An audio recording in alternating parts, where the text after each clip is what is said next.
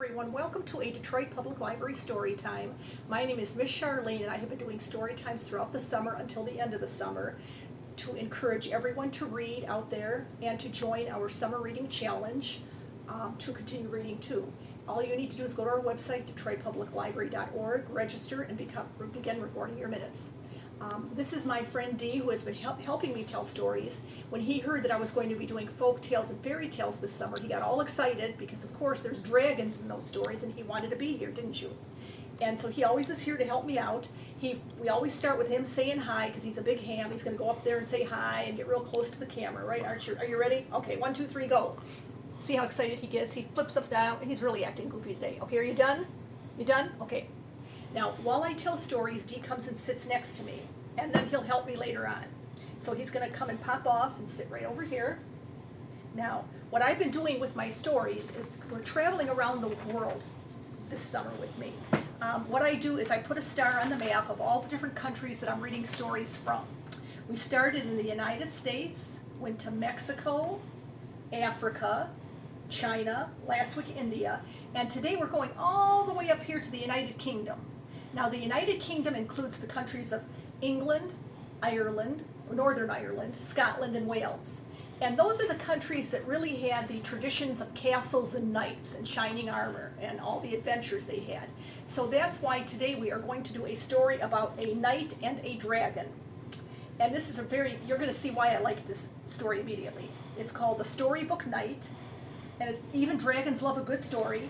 It's by Helen Docherty and Thomas Docherty, and it's published by Source Books.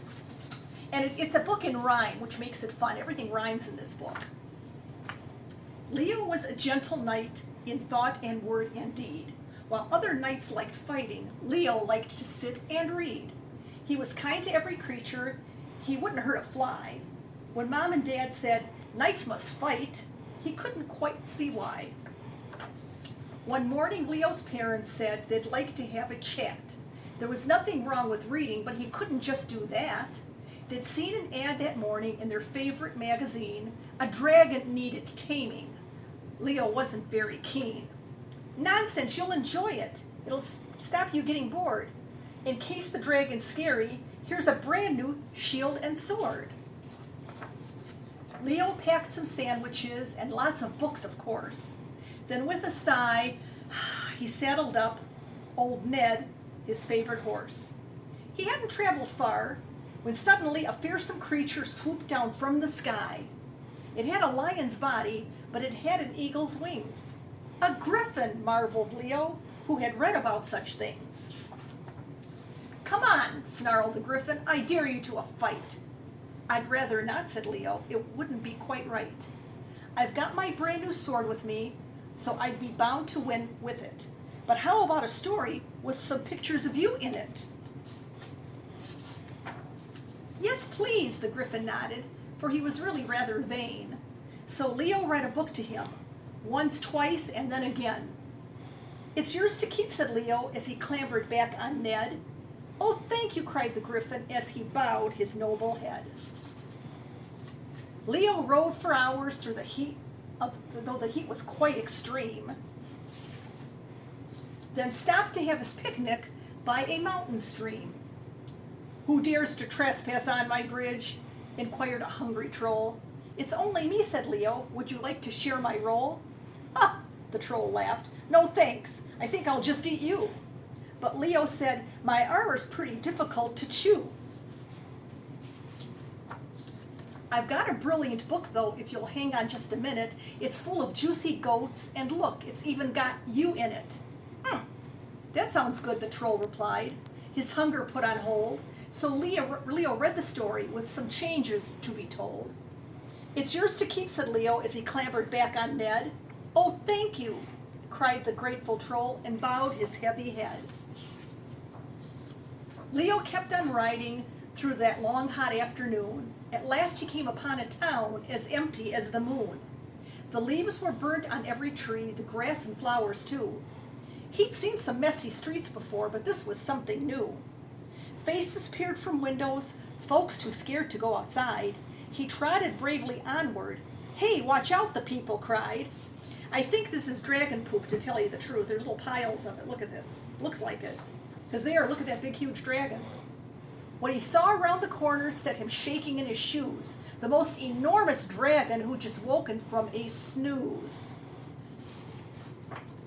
The dragon raised his eyebrows. Not another pesky night. Don't worry, Leo told him. I haven't come to fight. I've got the most amazing book with loads of dragons in it, but it's going in the trash unless you clean up right this minute. Oh, don't do that, the dragon cried. I'll clean it up right now, but I'm really bad at tidying. Perhaps you'll show me how. So Leo taught the dragon how to shovel, scoop, and clear, and one by one, the townsfolk all began to lose their fear. They're all coming out of their houses now. Now can I have my story, begged the dragon on his knees. So Leo read the book 6 times. A dragon's hard to please. It's yours to keep, said Leo, as he clambered back on Ned. Oh, thank you, cried the dragon, and he bowed his scaly head. When Leo reached his home at last, the cheers were long and loud. His parents hugged him very tight. Well done, you've made us proud. Now Leo is a hero, his parents have agreed. He doesn't have to fight at all. He's left in peace to read. Look at all the troll, the dragon, the griffin, they're all reading now. And that's the story of the storybook night. So as you can see, there was no fighting going on, just a lot of reading. Now before we go today, I thought I would show you a way to play some word games, just for fun, to keep your minds active and you practice writing and reading. I know you've heard the word essential workers, so what I thought, I played a game with my friend this weekend. What we both did was listed separately all the essential workers that have helped us through this COVID. And I know you know of some of them, firemen, paramedics, I don't want to give you many more, and think of everybody that did stuff to keep us going, all of us. Even maybe people in your neighborhood or family members. Write down all the words or all the names that you can find, then count them. So you're doing it, your brother's doing it, your mom's doing it. See how many can come up with the most essential workers' names. That's kind of fun. It's practicing your thinking skills, your spelling skills, and your reading skills. Then another thing you can do, which D and I'm sorry, D wanted to be up here. Excuse me, D. I'm sorry. Thought you fell asleep over there for a minute. I took one of my essential worker names, paramedics. Okay, and I tried to find as many words from paramedics, little words that I could find. Look how many I found. A lot of words. Like dream was in here, D-R-E-A-M. So you got to make sure the letters are there. You can do that separately, all of you in the family together. Don't let anyone else see your words, and then see who comes up with the most words. And again, this is practice for thinking, spelling, reading, writing, and it's still fun.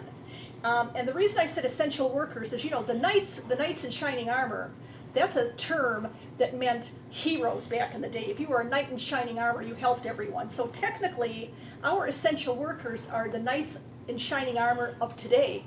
They were our knights that helped us get through this COVID. So that's why I thought of some cute little night games, word night games. Another one is to come up with a word, like from your list. If it's 2 words, and I know you've played this game, where your family members have to guess what letters are in these words, and you write down the letters. And as the letters are guessed, then you try to figure out what the word is, okay? So that's how I did this. Also, you can do this. Dee came up with this idea, taking one of the words and just scrambling up the letters and writing them down and seeing which family member or how fast you could guess the word. This happens to be doctors. If you look at it long enough, D-O-C-T-O-R-S.